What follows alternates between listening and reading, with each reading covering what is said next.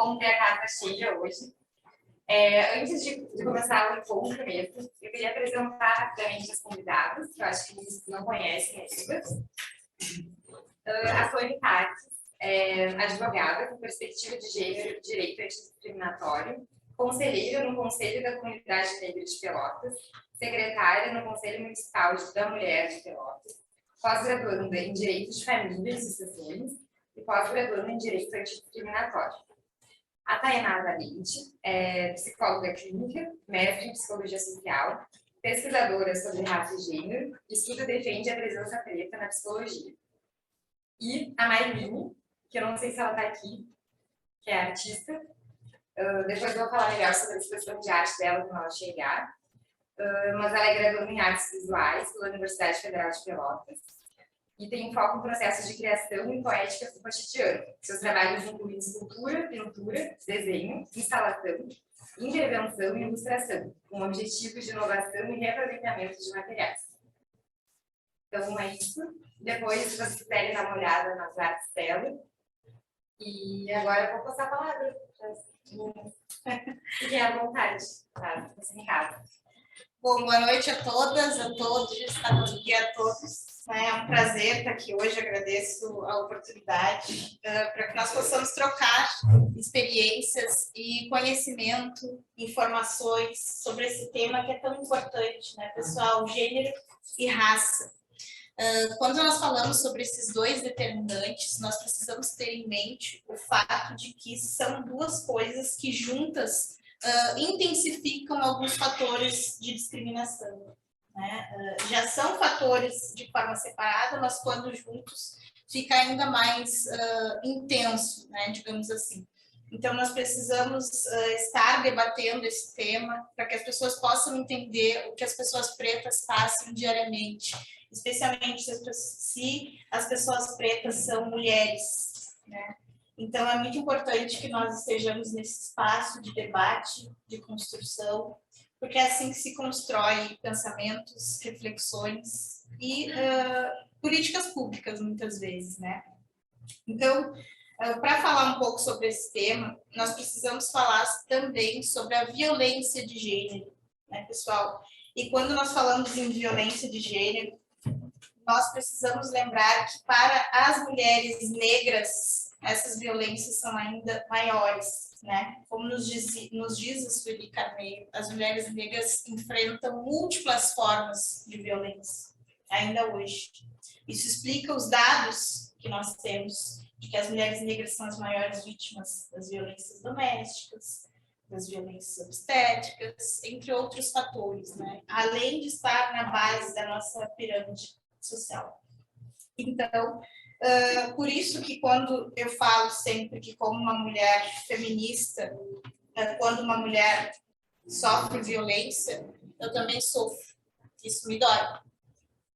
Mas eu não posso ser irresponsável de dizer que essas violências são as mesmas de que as mulheres negras sofrem.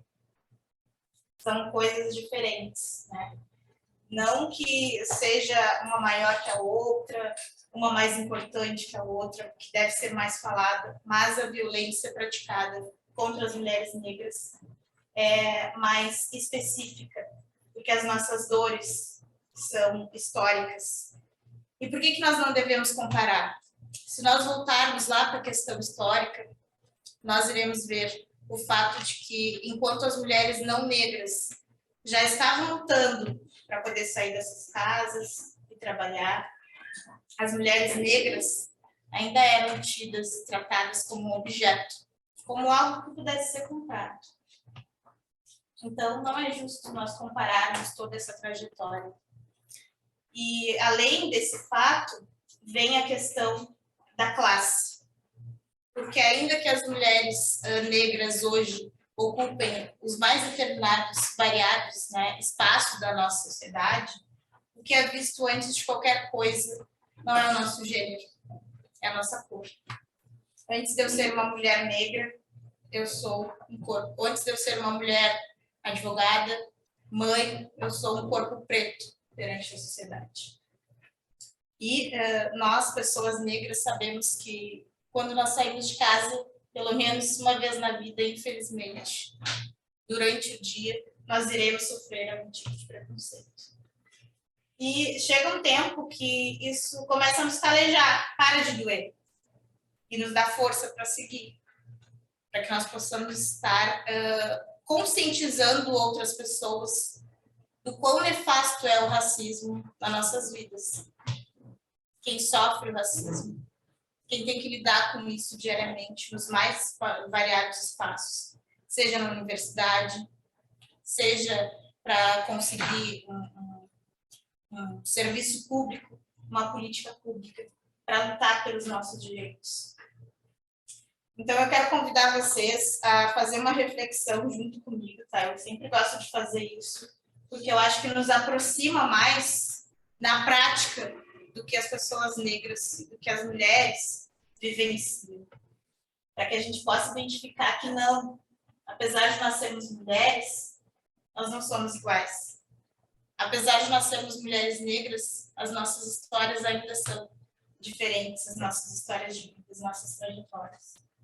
Então, convido a vocês, vou fazer algumas perguntas aqui, e vou pedir para que vocês levantem a mão se a resposta for sim. Esse é um jogo que a gente faz sempre, que é muito importante, muito prático, né? E vou pedir para que vocês olhem para os lados e reflitam sobre as respostas, tá? Então, se a resposta for sim, vou pedir para que vocês levantem a mão. E se a resposta for não, peço que vocês se mantenham na posição que estão. Bom, então a primeira pergunta é: já tive professores negros durante a universidade?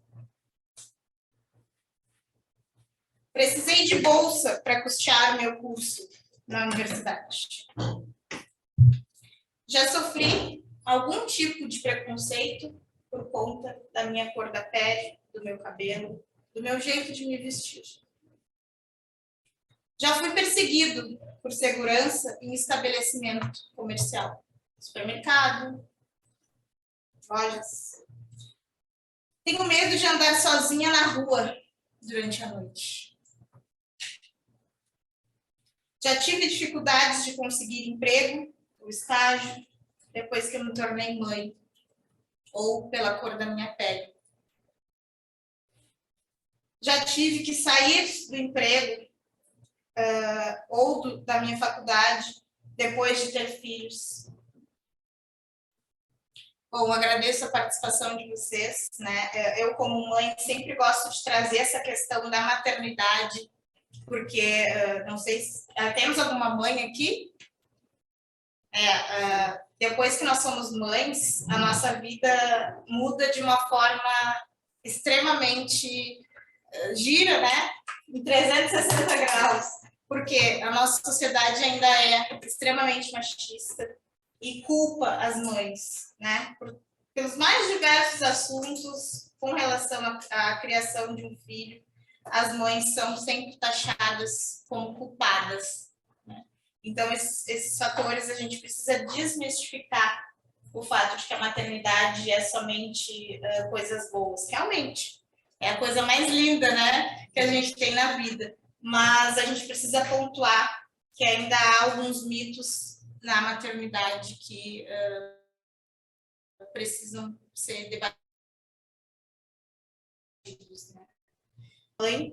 Para uma mulher negra, para alguém que precisa trabalhar para conseguir se manter dentro do seu objetivo de cursar uma universidade, ter que lidar sozinha, muitas vezes sozinha, com a criação dos seus filhos. E mesmo assim, não desistir dos seus sonhos, seguir adiante. Enfrentar muitas vezes piadas, né, de professores. Eu, na minha universidade, eu tinha um professor que dizia, gostava muito de falar das cotas raciais, e ele dizia, na nossa cara, hoje qualquer um pode ser qualquer coisa. E olhava diretamente para nós, assim, colegas negras e negros. Então, esse assunto é muito importante de nós trazermos, né? Porque ainda hoje, pessoal, as mulheres negras têm mais chance de serem mortas em 64%. Imaginem vocês. Além disso, a cada 3 mulheres que morrem, pelo menos 2 são negras. Então, não há como nós equipararmos, né, essas diferenciações. Não há como nós pensarmos que isso é normal. Nós, pessoas negras, infelizmente, apesar de sermos maioria na população, nós somos minorias nesses espaços. E isso não é por acaso. Eu convido a vocês a refletirem de que forma a gente pode mudar isso na prática. Não cabe mais na nossa sociedade nós pensarmos que nós não somos racistas. E sim nós pensarmos de que maneira é possível mudar isso que está aí. O que eu estou fazendo para mudar isso? E se colocar nessa posição de responsáveis pela mudança social na nossa sociedade. Ah, mas de que forma eu posso fazer isso? Bom, eu estou ocupando um cargo de poder, o que eu posso fazer? Ceder espaços, dar oportunidades. Voz nós não precisamos, porque voz nós temos. Mas nós precisamos de oportunidades para mostrar o nosso trabalho, nosso conhecimento, para mostrar por que as nossas questões devem ser levadas em consideração. Por muitas vezes, nós, mulheres negras, não tínhamos lugar de fala. E hoje nós temos. Então, nós precisamos dessas oportunidades. Que as pessoas cedam os lugares de privilégios para que nós possamos falar. E nos ouçam com atenção. E, de uma forma responsável, colocar na prática as ações antirracistas, né? E muito importante nós pensarmos que pessoas negras não precisam falar somente sobre o racismo. Nós podemos falar sobre os mais diversos temas. Nós somos médicas, nós somos professores, psicólogos, o que nós quisermos ser. E todas as mulheres também. Né? Muitas vezes as pessoas acham que nós somos limitadas a falar somente sobre um determinado assunto. Então, são essas pequenas coisas que a gente precisa começar a fazer. Observar nos lugares, tá? Mas quantas pessoas negras tem aqui? Quantas mulheres tem aqui? Mas por quê?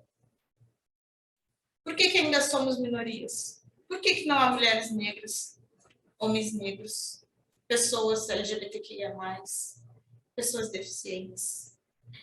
Nós precisamos pensar de que forma a gente consegue colocar isso em prática e fazer com que outras pessoas tenham essa consciência do quão importante é estarmos numa sociedade igualitária, justa, buscando que haja menos desigualdade. E queria convidar vocês para refletirem, fazerem um questionamento dentro de si mesmo, né? O que eu estou fazendo para mudar isso? Ah, mas hoje é mimimi, tudo é machismo, tudo é racismo. Gente, não é. Não é.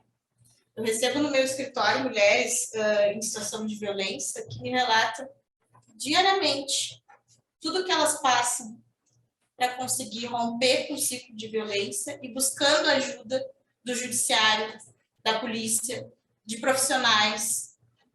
Quando uma mulher é vítima de violência, está em situação de violência, né? Ela sofre muito para conseguir romper isso e quando ela busca uma ajuda na polícia, muitas vezes aquilo que ela está falando não é levado em consideração.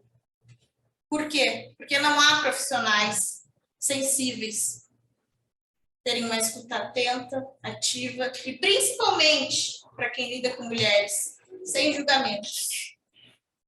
Nós não precisamos de julgamento. Ah, mas tu tá aqui de novo? Tu já apanhou, tá aqui de novo, fulana? Não, ela não tá ali porque ela quer.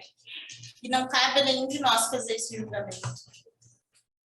Então, para quem gosta desses temas de maternidade, direitos das mulheres, questões de gênero, de raça, convido vocês a acompanhar o meu trabalho nas redes sociais, eu falo bastante sobre essas questões. Meu arroba é advogada Tuane Tarques, e eu me coloco à disposição para vocês, sempre que quiserem trocar alguma informação, para que nós possamos debater e construir uma sociedade justa todos os dias. Muito obrigada pela atenção de vocês.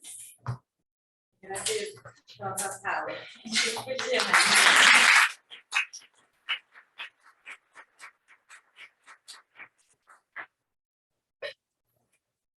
Tainá, passo a palavra para ti. Obrigada. Então, boa noite a todos e todas, né? Meu nome é Tainá, eu sou psicóloga, como a Carol já me apresentou. Gostaria de agradecer, né, o convite e também parabenizar por esse espaço, né? Que bom que tem bastante gente de diferentes áreas também. E vi algumas colegas também da graduação da FURG e eu sempre gosto de falar quanto esses espaços, né, de extensão, de pesquisa, espaços, né, cursos, eventos, acrescentaram na minha formação, né, o quanto que, para além da sala de aula, para nós, né, pessoas negras, pessoas LGBTs também, o quanto que esses espaços eram os espaços que a gente tinha para conversar, para dialogar, né, que nós éramos ouvidos também, para além das disciplinas, né, formais ali, da grade curricular da própria instituição. Então, parabéns pelo espaço, né? Espero que a gente consiga dialogar bastante.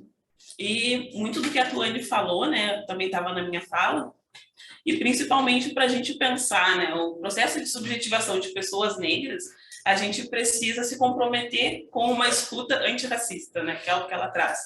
E o professor Érico Andrade, que é um psicanalista, ele traz a escuta antirracista como uma técnica psicanalítica, né? Porque a psicanálise que a gente conhece, a psicologia que a gente conhece, ela é branca, ela é eurocêntrica, estadunidense, e ela não vai nos ajudar a entender esses processos de pessoas negras, né? Que são a maioria das pessoas do país, né? Então, por que a gente não se volta a pesquisar, a pensar, a compreender esses processos? Porque existe o pacto da branquitude, né? Nós estamos num espaço que é branco, assim como a universidade, assim como lá o fórum, outros espaços, né, de poder, que são brancos, e as pessoas brancas, elas querem permanecer no poder, né? E elas querem permanecer estudando os mesmos autores. Então, eu convoco vocês também a gente estudar lá os Silva, os Santos, os Ribeiros, né, os sobrenomes de pessoas negras, pessoas pobres, que também construíram a psicologia, que constroem a psicanálise, né, e que são importantes para a gente também entender e atender uma pessoa negra quando chega, né, na nossa frente, quando chega no nosso consultório, quando chega lá no CAPS, enfim, na clínica psiquiátrica, nesses espaços que a gente vai estar e que a gente não vai atender, né, só pessoas brancas, pessoas classe média, homens, nós vamos atender majoritariamente esse público no SUS, por exemplo, né, que são mulheres negras, pessoas que sofrem violência, pessoas que, né, que não têm seus direitos, né, enfim, não conseguem acessar alguns direitos básicos, e a gente precisa estar amparado, teoricamente, para lidar com essas pessoas, e também, né, se comprometer politicamente em fazer um atendimento humanizado e a uma escuta qualificada, né? E aí eu trago alguns exemplos também, né?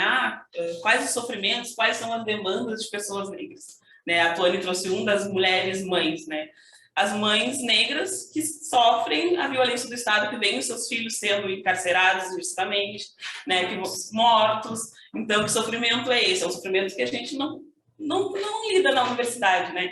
Das mães negras, né, que tanto lutam para que seus filhos sejam libertos, né, que foram presos injustamente, que são mortos, né? Então nós temos um encarceramento em massa de homens negros e também, né, esses homicídios que são alarmantes, né? Então tem esse sofrimento que é um exemplo, né, das mães negras.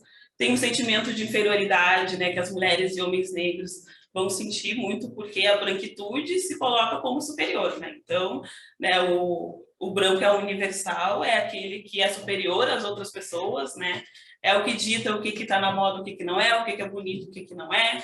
Então, né, o teu cabelo é feio, o teu nariz é feio, o jeito de tu falar não é certo.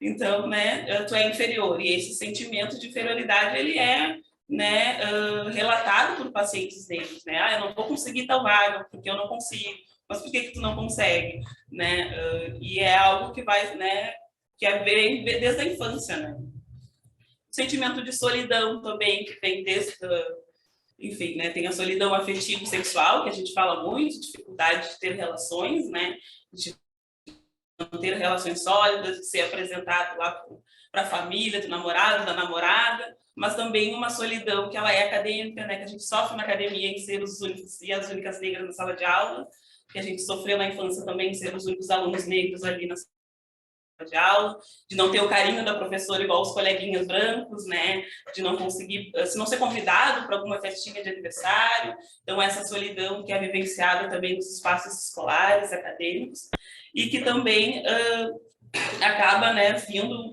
na fala de mulheres e homens negros quando vão acessar o serviço, enfim, quando a gente escuta eles em algum momento, né? E outra forma de solidão é dessas mães que eu falei, né? E outra demanda também é o luto, né? O luto por pessoas, às vezes, que a gente nem teve contato. Marielle é um exemplo, né? Quantas pessoas negras tiveram o luto por conta da Marielle e que acabaram tendo esse luto legitimado, né, por profissionais da psicologia, enfim, da psicanálise. Como assim a gente está sofrendo com um luto por alguém que tu nem conheceu, pessoa que nem sabe quem tu é, né? E quanto para nós isso é muito importante de ter pessoas como referência para nós, né? Então, às vezes a gente nem viveu ali no mesmo espaço, no contexto que a pessoa, mas aquela pessoa era uma referência, né, do que a gente poderia alcançar, né, lutou para que alguns direitos fossem, né, conquistados. Então, esse luto ele é vivenciado por cada pessoa negra quando alguém, né, é assassinado brutalmente, enfim, né, sofre alguma violência. E para as pessoas negras, né, quando alguém que é referência para nós morre, é como se a força da nossa comunidade estivesse sendo perdida, né? Então, é um momento muito importante de a gente pensar, né, essa força de comunidade, né, essa importância de se pensar enquanto comunidade também, e que a gente precisa entender quando escuta uma pessoa negra, né? Outro exemplo de sofrimento também é de não poder errar, né? De ser aquela pessoa que é exemplo, que não erra, que não comete, né, que não faz nada errado, e a gente vê muito agora no BBB, por exemplo, né? Quanto que as pessoas negras não podem fazer nada, né? São canceladas. E as pessoas brancas estão ali, estão gritando, estão xingando, estão fazendo várias coisas, estão sendo perdoadas, né? Têm as suas carreiras intactas, e as pessoas negras saem, né, com uma rejeição tremenda, né? São canceladas, precisam lutar muito para recompor a sua carreira. E enquanto as pessoas brancas, né, fazem o que querem e não tem esse medo assim de cancelamento. Quando a gente fala de gênero, né, a gente fala também muito da mulher, né, mas quanto que é importante que os homens pensem também as suas masculinidades, né, que pensem também a sua construção enquanto homem, e quanto que isso, né, quando acabam reproduzindo o machismo e tal, e os homens negros acabam também sofrendo nessa relação, né? Porque o padrão que a gente tem é masculino, branco, hétero, sem deficiência, enfim, de classe alta e média, mas os homens negros não se enxergam nesse padrão de masculinidade, né? E acabam sofrendo vários estereótipos também, de ser aquele homem que tem o falo grande, aquele homem que é, enfim, né, bom de cama, que é o homem viril, enfim, que acaba sofrendo uma animalização, né? Então, é aquele homem que não pode sofrer também, né, que vai, que tem a responsabilidade ali com aquela família, então acaba abdicando de muitas coisas para, né, dar o sustento da sua família. Então a gente pensar, né, o raça e gênero, é pensar todas as questões, né, de mulheres e homens negros e esses sofrimentos que chegam para a gente, e às vezes a gente acha, né, que é bobagem lá. Eu nunca tive que lidar com nenhuma situação. Às vezes tu nunca escutou, né? Nunca escutou atentamente essas situações, não percebeu o quanto que estava reproduzindo o racismo e a violência ali, nessa própria negação de escutar pessoas negras, né? Então, eu fiz a minha pesquisa de mestrado com psicólogas negras e, né, a demanda que elas falam é de pacientes que chegam para elas dizendo que querem psicólogas negras, porque não tiveram as suas demandas escutadas, né? Então, o que a gente está fazendo na nossa clínica? A gente não está escutando as pessoas, né?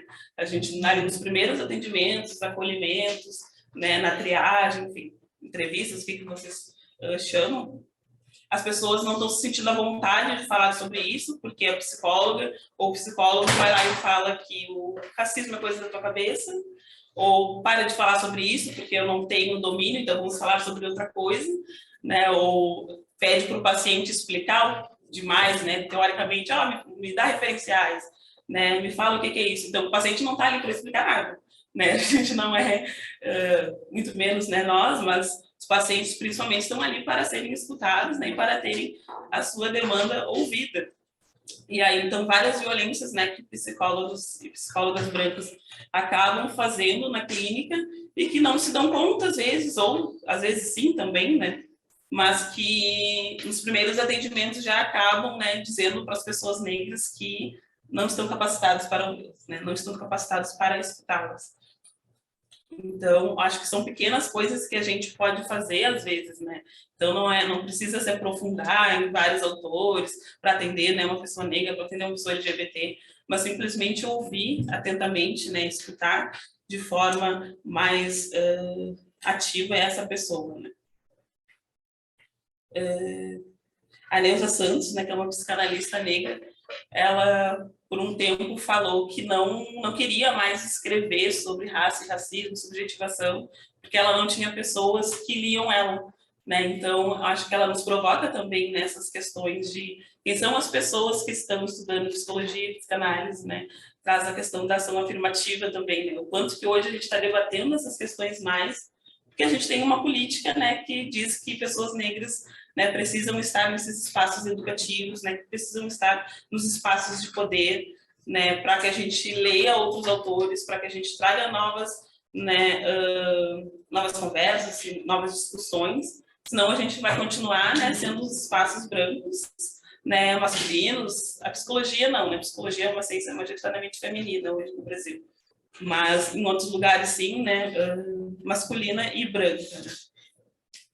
Então, eu acho que são essas questões assim que eu trago para a gente pensar, né, e para a gente se comprometer também em construir uma nova psicologia, em construir uma nova psicanálise que pense as questões, né, do nosso país, que é um país negro, né, então que traga novos autores, né, autores e autoras negras que estão construindo muito conhecimento e que fundaram a psicologia e a psicanálise também no Brasil. Então é isso. Obrigada. Obrigada.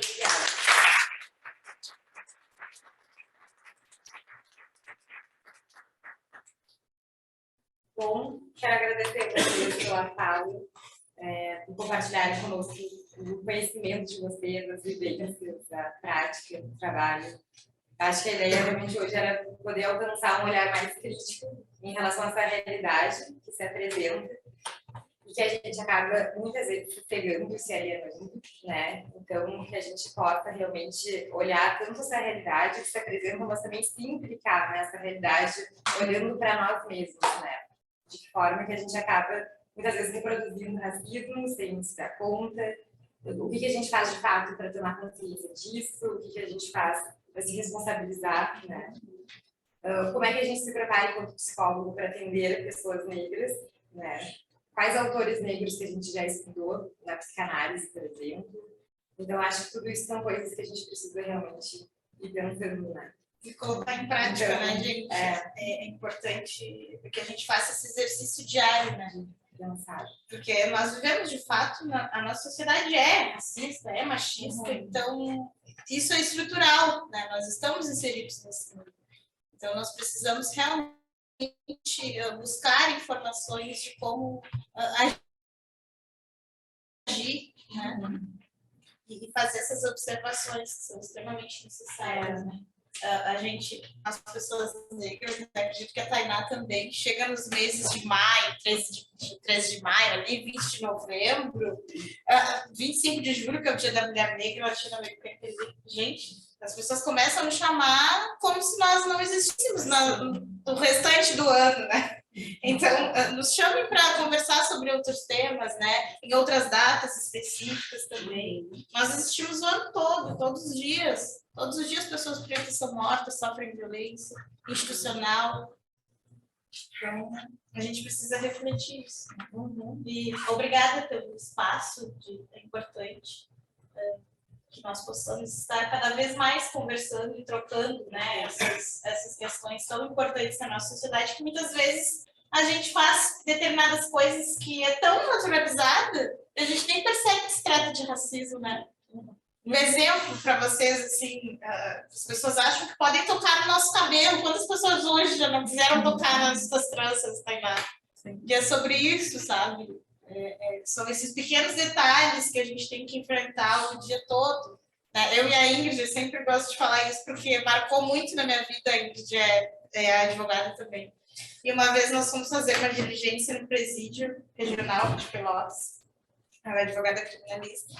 E aí pediram na ocasião a carteirinha dela da OAB, a minha carteirinha da OAB, eu passei. E ela passou ilesa, assim. Então, eu não posso me permitir sair de casa sem minha carteirinha da OAB no bolso, assim. Não posso. E é sobre isso, a gente não pode ter liberdade, né? A gente não pode sair sem um documento, a gente não pode sair de um determinado espaço correndo. perto da polícia. Não pode abrir a bolsa do supermercado. Exato. Agora, semana passada, eu fui comprar umas coisas para os meus filhos e aí eu perguntei para segurança o que estava acontecendo, se tinha algum problema comigo. Porque aonde eu ia, ele ia atrás, gente. É todos os dias. É chato. Realmente, é mimimi. Não é mimimi. É chato mesmo. A gente também não gosta de ter que repetir isso 1000 vezes por dia. É chato. As coisas têm que mudar.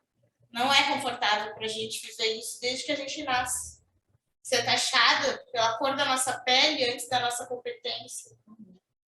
Eu, como advogada, não posso ir no fórum de tênis. Porque vão me julgar. Porque validam a minha aparência ao invés da minha competência antes. Então, são essas coisas que a gente precisa estar mudando e falando, e a gente vai seguir falando, a gente vai seguir reclamando, porque não está certo. Deu, né? Chega. Não podemos naturalizar. Exatamente. Bom, pessoal, queria abrir espaço então para perguntas, comentários, aproveitar se elas estão aqui conosco, né, para poder ter essa troca. Acho que é um momento bem importante. Fiquem à vontade. Eu estou muito caminho. Que de fato é uma temática que a gente tem muito, no primeiro momento, pelo menos, a gente tem muito mais a ouvir do que a falar, né? A gente está num local muito de ouvir, né? Até fazer nossas próprias gestões, assim, digamos, né? E, como tu falou, nos implicarmos nessas circunstâncias, assim, a Tuane falou, né, nesse caso aí. E eu me lembro até, inclusive, que no dia, na hora, eu passei antes e não me pediram nada. E aí, depois a gente estava vestida igual, as duas, digamos assim, entre aspas, de advogada, né? E aí, depois ela passou e pediram a credencial dela, tá? E para ver como são as coisas, eu não me liguei. Óbvio que não. Isso já faz uns 5 anos, né? E aí, eu óbvio que não me liguei na hora. Até porque eu nem tinha a mesma noção crítica para esse assunto que eu tenho hoje, assim. E aí, depois que a gente saiu, eu acho que tu comentou comigo, né? Tu viu e tal. E aí, sabe? Aí a minha cabeça fez assim. E aí, meu Deus do céu, é verdade. Então, nos enriquece de um lado, de uma forma, assim, falando, esses espaços aqui, ficou muito, não sei se feliz seria a palavra, porque não é uma felicidade a gente estar discutindo sobre isso, mas, enfim, que bom que estamos, né? É um passo interessante, importante a gente estar discutindo. Mas achei bastante interessante que a Tuane colocou no sentido da gente falar também sobre outros temas. Uma comparação, se é que isso pode ser feito, que eu faço, na Semana da Mulher, de 8 de março, né? Que a gente começa a ser chamada também, né? Para falar no mês da mulher, Semana da Mulher. Aí depois tem o Dia da Justiça, da advogada criminalista, aí começam a nos chamar para um monte de evento. Aí chamam para falar sobre... Aí chamam a advogada criminalista para falar sobre o quê? Violência doméstica. Chegou um momento que eu fui lá pelo 3º, 4º ano, que eu falei assim, pessoal, com todo respeito à matemática, importantíssima, só que eu não vou falar mais. Não vou falar mais sobre violência doméstica. Não tem como, porque me chamam uma mulher, advogada criminalista, para falar sobre violência doméstica. Eu sei falar sobre outros 1 milhão de temas. Vou falar sobre processo, sobre aquilo. A mesma coisa que a Tuane fala brilhantemente bem. Eu acompanho ela no Instagram e sou colega dela, enfim, de conversa sobre várias temáticas do direito de família, tá todos os dias falando, entregando um baita de conteúdo. Então, é isso, né? Nos chama e fala sobre o que a gente sabe, né? Então, eu entendi mais ou menos nesse sentido. Não sei se não estou equivocada, mas que bom que a gente está discutindo sobre essas questões. Se atentando, né? Se atentando. E uma coisa importante também é que as pessoas acham que pessoas negras têm que falar necessariamente sobre o racismo. E eu gosto de falar disso porque é o que eu vivencio todos os dias e eu acho que faz parte da minha noção política, né, trazer esse tema para o debate. Mas tem gente que não tem não quer falar sobre isso, tá tudo bem. Dói para algumas pessoas, né? Ela tá isso. E as pessoas estão sempre esperando que a gente faça aquilo que elas querem que a gente faça. Outro em si. Exato. Ai, Não como é que eu devo fazer? Isso de chamar também, né? É chamar e indicar pessoas negras para trabalhos remunerados, né? Porque acham, às vezes, que a gente precisa fazer trabalho social, que a gente não come, que a gente não tem casa, que a gente não tem família. Então, a gente precisa estar sempre fazendo trabalho voluntário, né? Participando de atividades não remuneradas. E aí, quando são para atividades remuneradas, são pessoas brancas, né? Então, acho que é repensar também isso, né? O quanto que nos colocam à disposição, né? Gratuitamente sempre. E não é o que a gente propõe.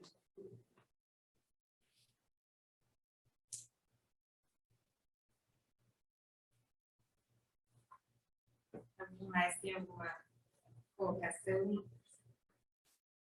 Acho que o pessoal está de jeito mesmo. Que é isso, né? A gente precisa conscientizar da nossa responsabilidade, né? Isso é uma problemática criada pelo branco, nós brancos. Hoje de manhã eu estou fazendo um mestrado na Católica aqui, e aí eu fiz um seminário sobre o MC César.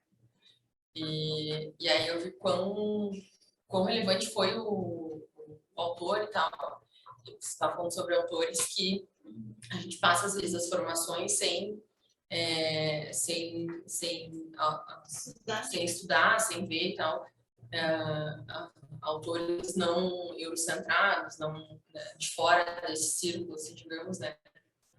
E aí eu fiquei... era para fazer um seminário assim, de um trecho de um texto, e eu achei tão interessante, eu fui pesquisando e fui lendo biografia e tal, tipo uma história de um filme, assim, como tu começa a ler e me interessei mesmo, assim, achei super interessante, super vivo, assim, a história. E a gente vê que riqueza que existe, né? Um trecho que eu fiquei achei muito poético, porque ele era autor e ele criou o termo negritude, num jornal que ele escreveu com outros colegas na França. Eu estou com esses dados na cabeça, a gente fez para hoje de manhã. Não fiquem achando, não, era hoje de manhã. Num jornal que ele escreveu com outros colegas. E aí eles cunharam o termo negritude. E então ele fala, e ele era poeta também. Então, imagina, ele era autor e poeta, então tinha umas coisas, assim, bem, muito bonitas, assim, de serem lidas. E aí tu fica lendo, assim, e vendo, e uma das coisas que ele mencionava, já naquela época, década de 30, 1930, era da impossibilidade, da inviabilidade do racismo às avessas, né, que eles falavam, né, o racismo reverso. Aí tu imagina, a gente tá aqui 100 anos depois. Falando a mesma coisa. Que loucura, né? Você tem que inverter a realidade, né? Nega a história e naturaliza a história. Que é natural, né? Estarmos só entre brancos. Praticamente, predominantemente brancos aqui, é claro que não é. Porque não é como se em 1835 teve uma lei, né, que proibia pessoas negras de ir para as escolas. Em 1850 teve uma lei que proibia negros de ter terras. E aí, isso é algo natural? É claro que não, foi um problema construído, né? Que nós, brancos, né, tiramos os direitos. Então, isso não é nada natural. Então, a gente tem esse dever, né, essa responsabilidade de reparar um problema que nós temos. Eu digo isso quanto mulher branca. E é isso, essa consciência de que não é só as mulheres que devem lutar contra o machismo, não é só as pessoas pretas que devem lutar contra o racismo, né? É uma luta de todas nós, diariamente. Mas é bem isso que vocês falaram. É uma situação que a questão do pacto da branquitude, né, que dói muito na carne, né? Então a gente dá um passo para frente e daqui a pouco dói e a gente isso é uma coisa que mexe muito profundamente. Então a gente vai e recua e tal. É um exercício muito profundo, muito profundo. gera vergonha, né? Gera culpa. Então é isso, a gente tem que se responsabilizar, né? Ao invés de ficar nessa... O que passou, infelizmente, a gente não pode, né, mudar, mas depois que a gente tem essa consciência, a gente começa a praticar esses exercícios diários e vai contribuindo, né? Cada um fazendo a sua parte. Ah, mas fulano não está fazendo. Ah, mas eu estou fazendo. Porque aí entender que a gente vai errar nessa luta, né? Exato. E a gente vai ter que perceber nos momentos que a gente for racista, que o racismo está em todos nós, e é inevitável. E eu acho que ser antirracista é isso, é perceber, se atentar, tentar reparar, mas estar sempre atento e tentando, né? Se implicar de verdade. Oi, uma pergunta para ti. Tu tem 2 filhos, assim, né? Uma coisa que pega para mim bastante é isso, assim, né? De entender que eu, como uma mulher negra, já tenho várias coisas que eu já sofri, então algumas coisas eu não vou conseguir ter um olhar mais doce em relação a algumas coisas, assim. Mas eu tenho bastante sobrinhos, eu fico tentando passar esse olhar doce para eles, né? Mas ao mesmo tempo é muito difícil, porque eu sei que desde muito cedo eles já estão sofrendo as mesmas coisas que eu sofri quando eu era pequena, né? Então, como é para ti, assim, tu fala bastante sobre maternidade, como é que tu, de que maneiras tu lida com isso, como que tu faz com que teus filhos tenham esse olhar também doce em relação a isso, apesar dos pesares, assim? Eu sempre gosto de trabalhar bastante, foi uma das questões que mais me afetaram, né, no passado, assim, quando a gente volta, foi na infância, né, as primeiras manifestações do racismo são, da maioria das pessoas negras, são na escola, né, no ambiente escolar, e trabalhar bastante a autoestima deles, assim, né, eu sempre digo para minha filha que o cabelo dela é lindo, para o meu filho também, que eles são lindos, né, porque eu era considerada a mais feia da turma, assim, porque eu era uma mulher preta, porque eu era gordinha, então uma série de estereótipos que me colocavam naquele lugar e até hoje isso ainda reflete na minha personalidade, na minha forma de lidar com as questões que me atravessam. Então eu não quero que eles sintam essa mesma sensação que eu sentia lá na infância, né? Então eu trago isso para eles diariamente, assim, de fazer com que eles não deixem que ninguém fale sobre eles, sobre as características deles, né? Trabalho mais nessa pegada, assim, mas é um exercício diário, e especialmente para o Theo, né, que eu como uma mãe feminista, né, tento sempre colocar ele nesse sentido de trazer direitos iguais, né, para ele e para a irmã dele. Mas a gente vive na nossa sociedade extremamente machista que diz para ele, não, isso aí é de menina, não brinca, isso aí é da mãe, você não pode brincar com isso. E aí, às vezes, eu digo, pode brincar, Theo. E ele mesmo diz para ela, não, mano, eu não posso, isso é de menina. Sabe? Umas coisas assim que para te ver quão difícil é. Todos os dias a gente fala a mesma coisa. É um processo diário, assim, um exercício. Mas que não dá para a gente desistir. Né? E outro ponto também. E aí, para as duas, assim, uma coisa que para mim também faz bastante sentido, assim, nessa solidão que a gente vive a vida inteira, né? A gente está sempre sozinho nos espaços. E acaba que a gente acaba buscando esses vínculos, assim, com amigos pretos, com a nossa própria família, né? Então, de vocês, assim, cada um olhando para a sua área, né? Como vocês acham importante a gente ter esse tipo de conexão com pessoas como nós, né? Que não é uma coisa de não queremos conviver com pessoas brancas, mas é que pessoas pretas nos fortalecem. Exato, é sobre isso. A gente vê que nós não estamos sós, né? Eu trazer essas histórias do que acontece comigo na minha profissão, com algumas outras colegas negras e negros, e ver que eles passaram as mesmas coisas e que eles conseguem vencer isso, né? Então, pensar sempre na perspectiva de um fortalecer o outro. Estamos juntos, não vamos desistir. Muitas vezes eu já pensei, né, no início da minha carreira, por não me encaixar em nenhum, não consegui emprego, na verdade, em algum escritório grande da cidade. Na vez que eu consegui, pediram para eu arrumar meu cabelo, pentear meu cabelo, porque eu usava meu cabelo black, pediram para eu ir trabalhar com o cabelo penteado. Então, isso foi me fazendo muitas vezes desistir e pensar que realmente aquele lugar não me pertencia, que aquele espaço não era para mim. Então, ter esse contato com outras pessoas negras no mesmo, exercendo a mesma função, que nós nos fortalece, né? Nós temos exemplos de pessoas pretas nos mais diversos espaços. Para mim foi muito importante participar de coletivos, né? Coletivos, centro acadêmico, conseguir até com pessoas de outros cursos, né? Mas de coletivos negros da universidade. Agora tem mulheres negras, psicólogas, né? Que tem coletivos, páginas, enfim, na internet. Tem o Terra Pretas, tem o Com Cor Pretas, que são psicólogas negras que fazem atividades e que se divulgam também lá no Instagram. Então tu vai olhando, tu vai vendo, não, aquilo que eu tô pensando é legal mesmo, tal. Porque, enfim, né? Dentro da ainda mais que a gente vive, né, em cidades também que são do interior, que são cidades brancas, às vezes a gente tem uma ideia de vou construir uma rede, um coletivo, não tem pessoas negras suficientes e tal, e aí tu vai vendo pessoas negras que estão lá no Rio de Janeiro, São Paulo, que estão fazendo, que dá para te conversar, que dá para te ver, né, o que dá para fazer, e aí é um vídeo no Instagram, alguma coisa, né, que tu consiga divulgar teu trabalho, e tu vai atingir pessoas negras, né, que estão em diferentes lugares também, eu acho que é importante, né, conseguir não se sentir sozinho, de forma presencial, mas às vezes, né, na internet a gente encontra algumas redes coletivos e presencialmente tem, acho que tem na OAB tem também, né, no CRP tem os grupos de raça e gênero também, então dá para se fortalecer nesses grupos. Assim. Por isso que a gente fala, né, que a representatividade importa, de nós vemos outras pessoas pretas, mulheres, ocupando esses espaços, né?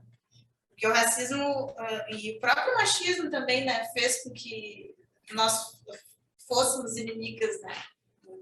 As mulheres têm que estar sempre competindo, né? Que tá melhor.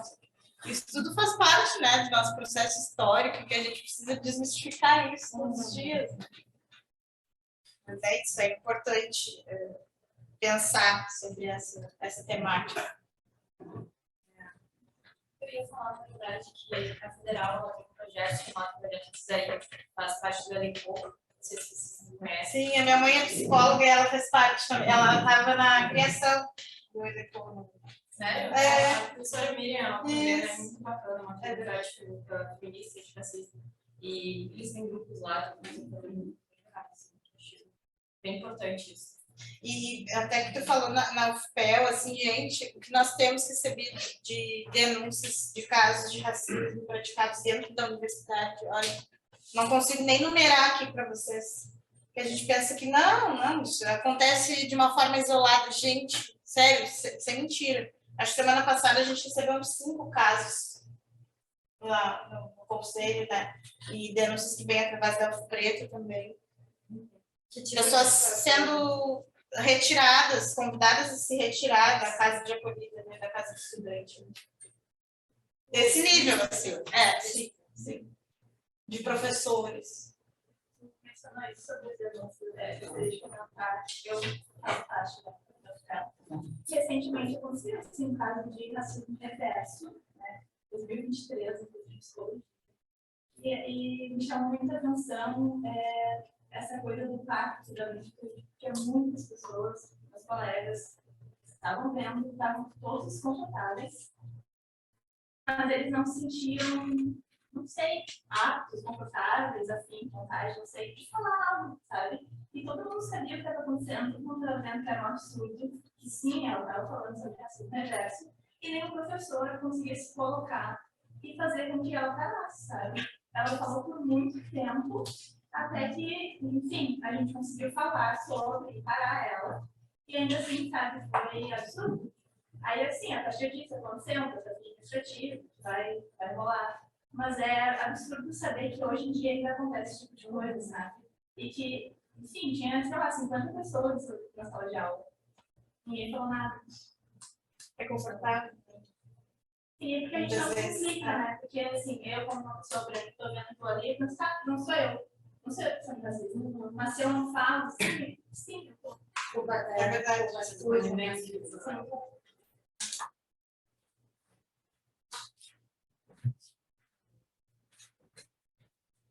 E acaba que, às vezes, a gente consegue, acho que ela falou, né, da situação que ela viu, ali sendo barrada e tal, porque na psicologia, às vezes, a gente pensa que é fantasia, né? E aí, quando a gente vê nessa situação também, a gente vê que não, o racismo é uma realidade é uma realidade estrutural, né? E mesmo assim a gente, né, pessoas brancas acabam se omitindo e descredibilizando uma pessoa negra quando ela fala, né? Provavelmente os teus colegas, quando tu fala das situações, não é assim, né? Então assim, é coisa da tua cabeça. Mas mesmo quando tá ali a realidade, as pessoas estão vendo aquilo, elas estão escolhendo, optando por reproduzir o racismo e, né, continuar esse pacto que é a branquitude, né, como dominação ali, com as pessoas que podem ou não falar, né, que vão ditar o que deve ou não deve ser levado a sério, né? E dentro da própria universidade, eles também acabam protegendo as pessoas que são racistas, né? Então, às vezes, a pessoa faz uma denúncia, assim, eles acabam arquivando, passando constantes, assim, para não levar isso adiante. Sim, esse caso aconteceu na universidade, na faculdade de Direito, com o professor. Entraram, fizeram uma denúncia e tudo, e foi lá na FURC também, esse professor que eu falei, que ele dizia na nossa cara, hoje em dia qualquer um pode ser qualquer coisa, ele às vezes começava a passar a mão nos colegas, assim, haviam denúncias e ele continua lá até hoje. Só que eu me formei já faz 5 anos, ele está lá há 1000 anos. É sempre abafado. Exato. Mas a gente não pode desistir, né? Não é porque aconteceu com a gente conseguir. A gente tem que se dar conta, porque a gente sempre fala da escravidão e das consequências negativas para o povo negro, né? Mas a gente não fala da herança escravocrata e das consequências positivas para os brancos. E é vergonhoso falar isso, mas existe, né? De alguma maneira, estarmos aqui hoje, predominantemente brancos, de alguma maneira, uma consequência do que aconteceu, não disputar cargos de poder com pessoas negras, ter menos disputa nesse sentido, né? Até vai estar um livro da Cida Bento, sabe, que fala sobre isso. E eu posso ler um pedacinho de um trecho que acho que fala sobre isso, que desincomoda bastante, acho que é a ideia hoje, né? Mas fala sobre o pacto da branquitude. E eu pensei, eu preciso que todo mundo leia isso para a gente pensar. Mas ele fala assim: é possível identificar a existência de um pacto narcísico entre coletivos que carregam segredos em relação aos seus ancestrais, atos vergonhosos como assassinatos e violações cometidos por antepassados, transmitidos através de gerações e escondidos dentro dos próprios grupos, numa espécie de sepultura secreta. Este é o pacto, o acordo tácito, o contrato subjetivo não verbalizado. As novas gerações podem ser beneficiárias de tudo que foi acumulado, mas têm que se comprometer tacitamente a aumentar o legado e transmitir para as gerações seguintes, falando sobre o lugar de meritocracia, né? Que foi tudo questão de esforço, de estudo. Então, essa meritocracia, ela vem para justificar essas desigualdades que acontecem. Então, o pacto é uma aliança que expulsa aquilo que é intolerável para ser suportado e recordado pelo coletivo. Gera esquecimento e desloca a memória para lembranças encobridoras. O pacto suprime as recordações e traz sofrimento e vergonha, porque estão relacionadas à escravidão. Então, é importante auxiliar as novas gerações a reconhecer o que herdaram naquilo que vivem na atualidade. E debater sobre isso, né? Reconhecer e avançar nessas. Mas acho que isso é importante, né? Que é um tapa na cara.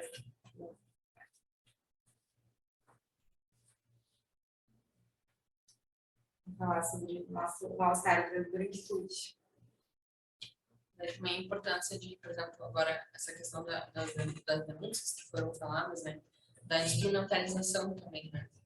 Assim como a gente tem aqui hoje uma advogada, uma psicóloga, falando, as duas têm instrumentos das suas áreas, né? Para reconhecer, identificar e saber manejar questões, problemas e situações que vêm, enfim, e vão saber passar para os seus e para quem tiver contato consigo essas ferramentas, ou pelo menos mínimas coisas ali, tipo, faz isso, faz aquilo, né? Age de tal forma. E essa importância da instrumentalização também, da gente ter esse acesso, se apoderar da instrumentalização, porque muitas vezes a gente passa por essas situações e esse não dar em nada, muitas vezes é a consequência da gente não saber Aonde caminhar, né? para onde ir, o que fazer, como fazer, né? E é isso que é a grande questão de muitas vezes darem alguma coisa.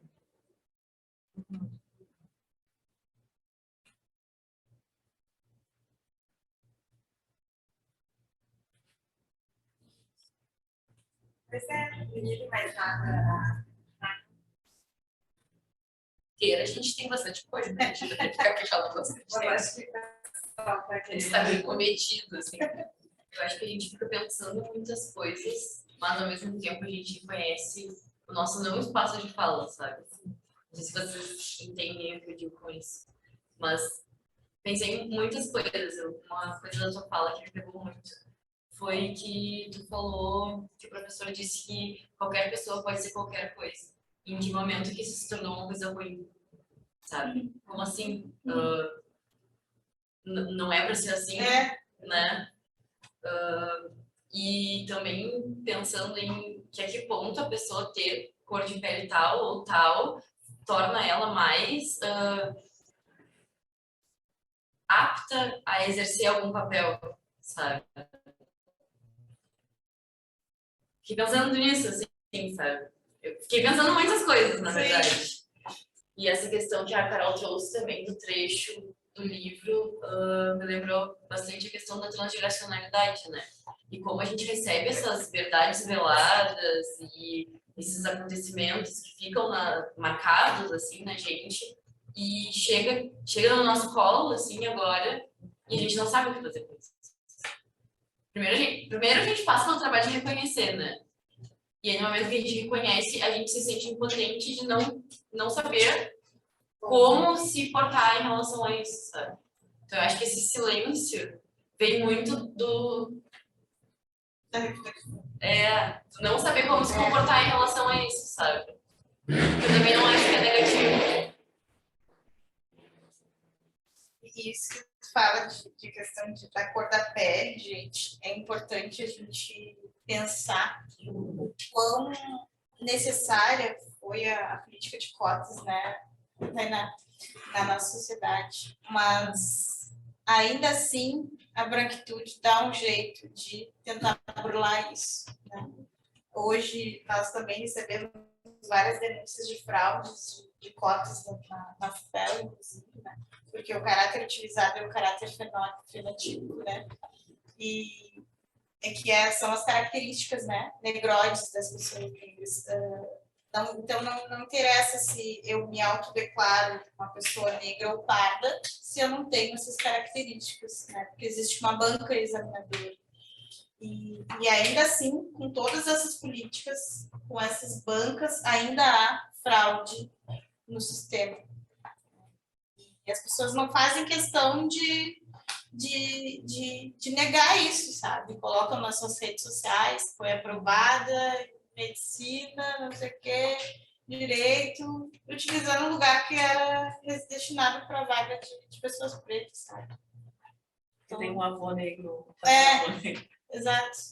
E entra em questão também que muitas vezes as pessoas negras nem chegam no momento de prestar vestibular para uma faculdade. Exato. Então, a gente tem política de cotas, mas, bom, aí eu não sei estatisticamente falando, mas acredito que devem ter vagas que não são preenchidas pelo fato de que as pessoas precisam trabalhar ou não cursaram o ensino médio, por exemplo, porque tem outras prioridades de trabalhar, de ter uma renda. Por isso que a gente não pode falar, né, em meritocracia. Como é que nós vamos falar em meritocracia se não há uma igualdade de oportunidades?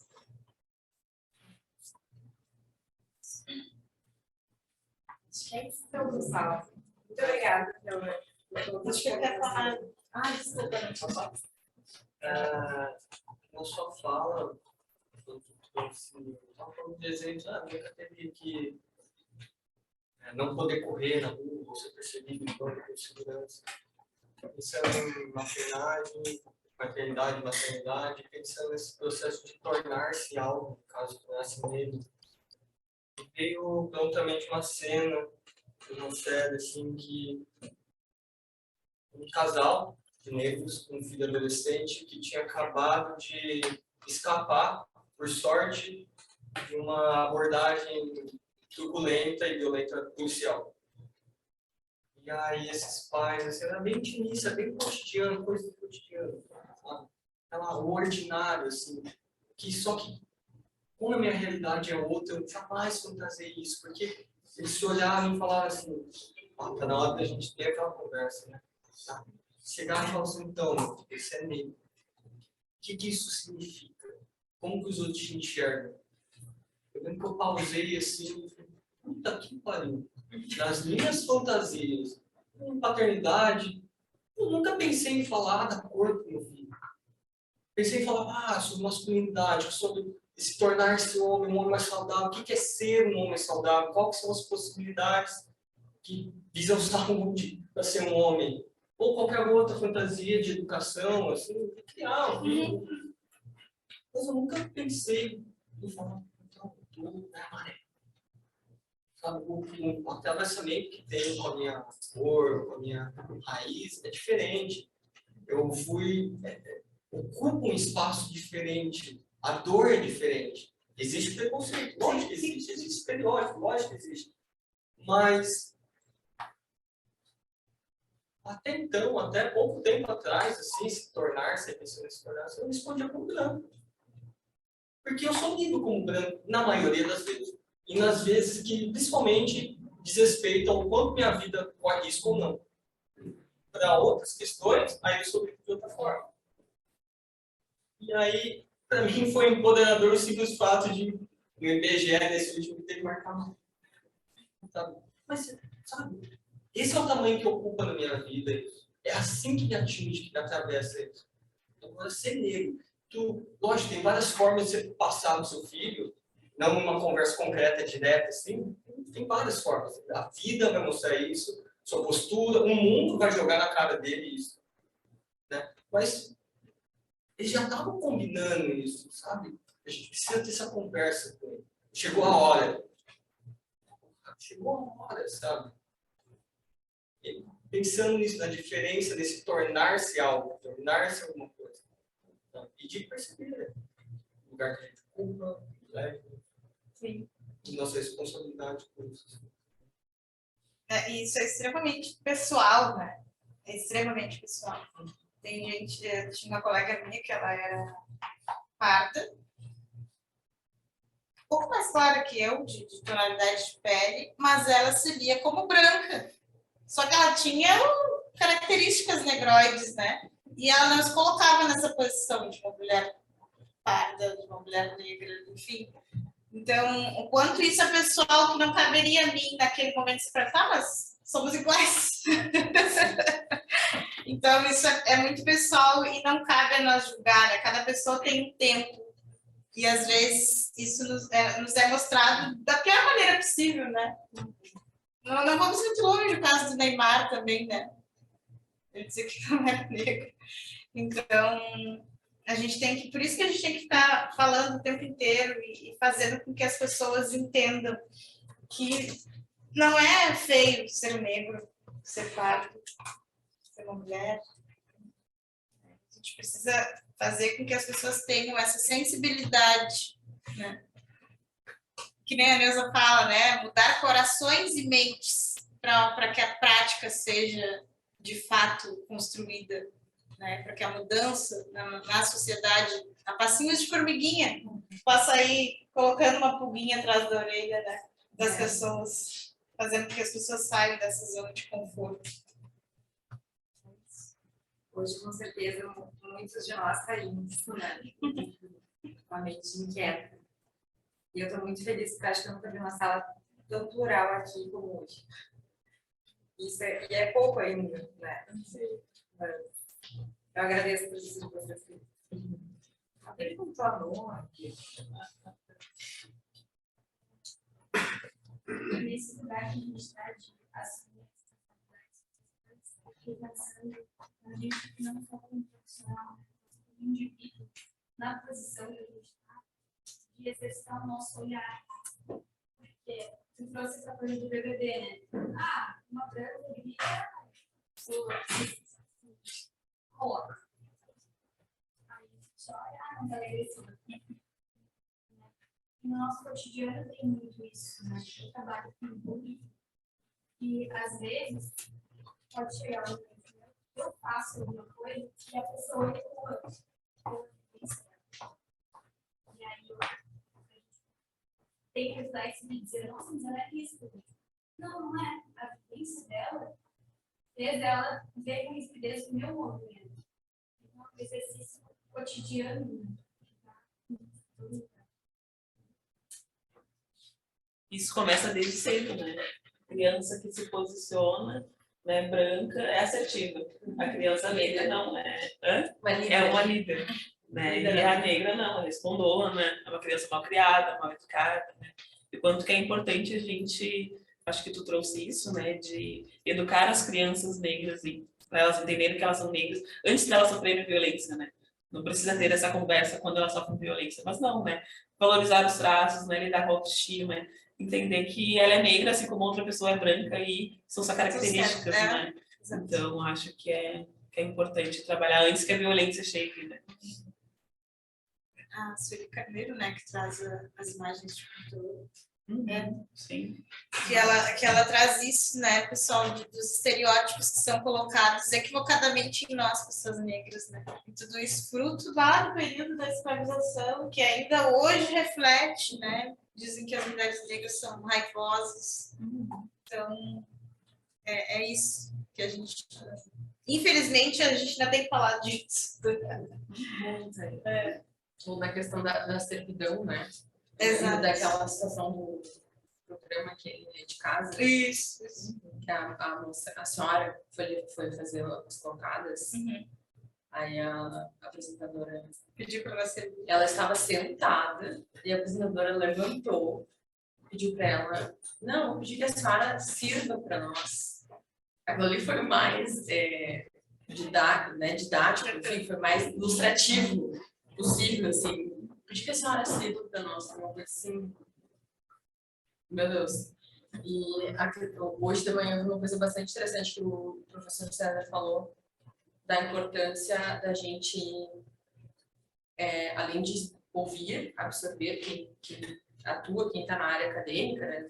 Tivemos bastante estudantes e quem está no mestrado também, enfim, todo mundo que está na área acadêmica. A gente, além de ler, também produzir sobre negros, enfim. Então, da gente se propor a fazer algum tipo de trabalho científico tangenciando essa temática, né? Um trabalho científico a cada X tempo tangenciando essa temática. Tivesse contato com algum trabalho, pega aquela temática ali, pega algum dado demográfico atualizado e produz algum trabalho científico, porque esses dados eles precisam estar cientificamente, enfim, produzidos e precisam existir no mundo para serem lidos, né? Para serem pontuados e para serem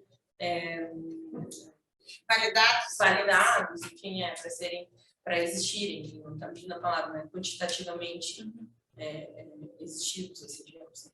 Mas, enfim, da gente, além de ler, também produzir sobre isso. E eu fiquei pensando muito, assim, o dia todo, fiz várias anotações. Na minha área existe bastante coisa dessa, a própria questão da população carcerária. Muitos autores falam, porque não existe, é um mito no Rio Grande do Sul, a população carcerária majoritariamente negra. Sim, só que se esquecem que no Rio Grande do Sul a população não é majoritariamente negra, a população em geral, entendeu? Então é por isso que a população carcerária reflete de igual forma, né? Então, às vezes tentam desbancar essas questões, e não é por isso que não existe racismo. E isso que tu falou é interessante, porque quando as pessoas veem, né, nós, pessoas negras, ocupando determinado espaço na sociedade, as pessoas ficam assim, mas ela é negra? Como fala bem? Tipo, pessoas negras não podem? Por quê? O que tem de errado? Né? E por quê? Porque as pessoas se acostumaram a nos ver nessas posições de inferioridade, de subalternidade. Mas a chave está virando. Né? Nós estamos, hoje, as políticas estão aí, né, no sentido de reparar essas questões históricas. E nós precisamos colocar em prática. Mas isso é demais, deve acontecer contigo também, né? Ah, tá, mas ela é psicóloga? Cadê o psicólogo? Exato. Eu fui fazer, uma vez, fui em Porto Alegre, fazer uma diligência no Presídio Central, e aí eu fui no fórum, que precisava imprimir o documento. Eu utilizei a sala da OAB, precisaria utilizar a sala da OAB. E lá só é permitido o uso exclusivo para advogados, né? E aí eu cheguei lá, fui entrando para utilizar o computador, e a moça me falou, senhora, só um pouquinho, senhora ainda, né? Aqui é permitido só para advogados. Eu disse para ela, tá bem, eu sou advogada, né? Então, assim, é uma série, toda hora,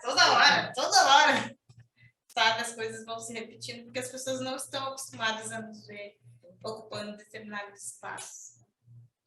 E às vezes a gente vai no automático, né? Já acaba se apresentando como profissional antes de, né, de pessoa, enfim, de mãe, de, né, filha de fulano, porque é uma forma da gente também se blindar, né? E se empoderar daquilo para não sofrer racismo, enfim, discriminação em algum espaço já. Santa Só a pessoa né? advogada. Já vão ver com a carteirinha da OAB.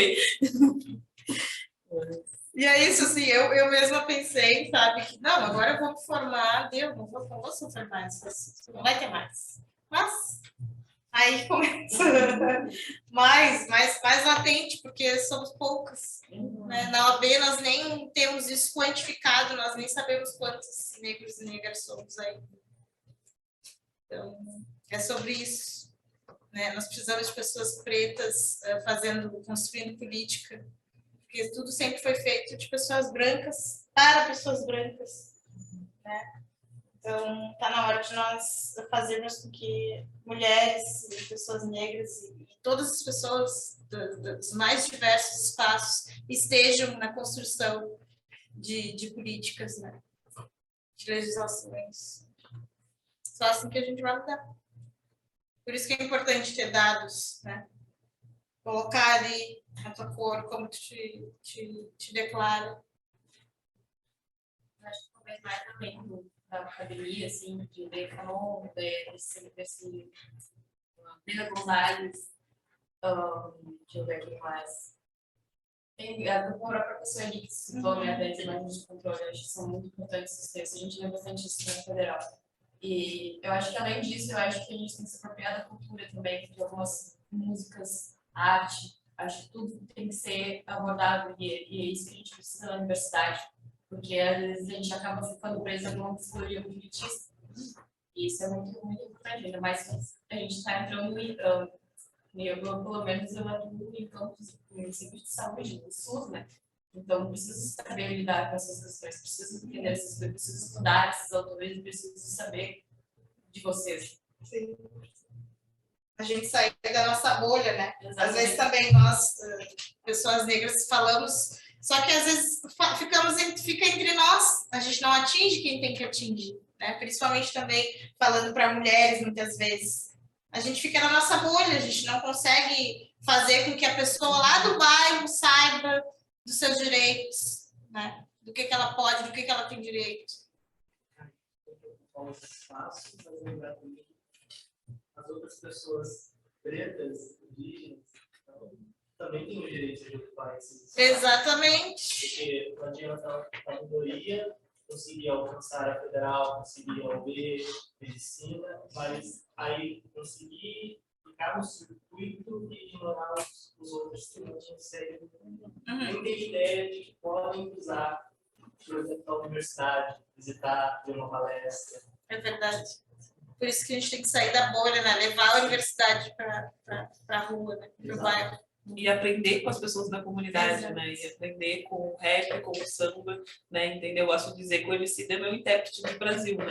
Então, o Racionais também. Então, quanto que a gente aprende muito com a cultura e com a música.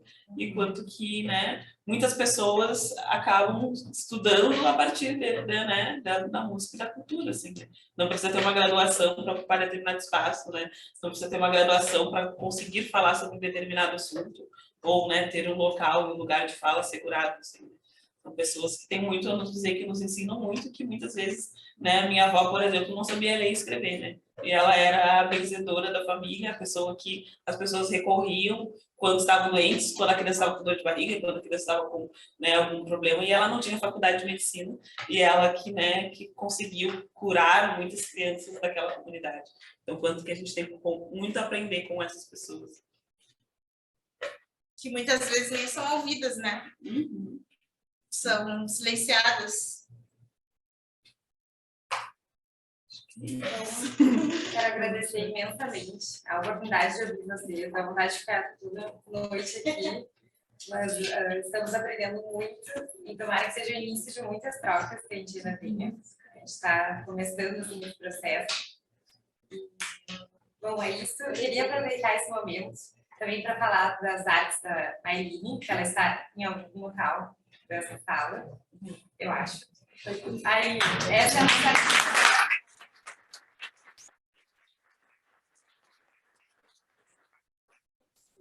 Tudo bem? Ela escreveu um texto para falar um pouco sobre a arte. Eu acho que é importante a gente valorizar a arte também, já que a gente está falando sobre cultura, enfim. E tinha que esperar ela para poder ler o texto. Essas obras que vocês estão vendo foram construídas a partir de uma notícia que li. A reportagem falava sobre animais marinhos que estão sendo afetados por conta da poluição, que, por consequência, resulta na escassez de peixes. Dentro dessa pesquisa, inclui também a questão do deslocamento na cidade. Então, a partir disso tudo que começa a minha produção, propondo sempre a reutilização de materiais de fácil acesso. O sentir algo importante para o meu processo, pois toda vez que vejo um objeto, sinto que tem essa necessidade de dar um novo significado, transformando em arte, sempre buscando novos meios de explorar o próprio material. Então, eu quero te agradecer por nos presentear com essa arte maravilhosa. Muito obrigada por deixar aqui para vocês. Não vai dar. Foi uma honra mesmo. Sim, muito obrigada. E agradecer a vocês.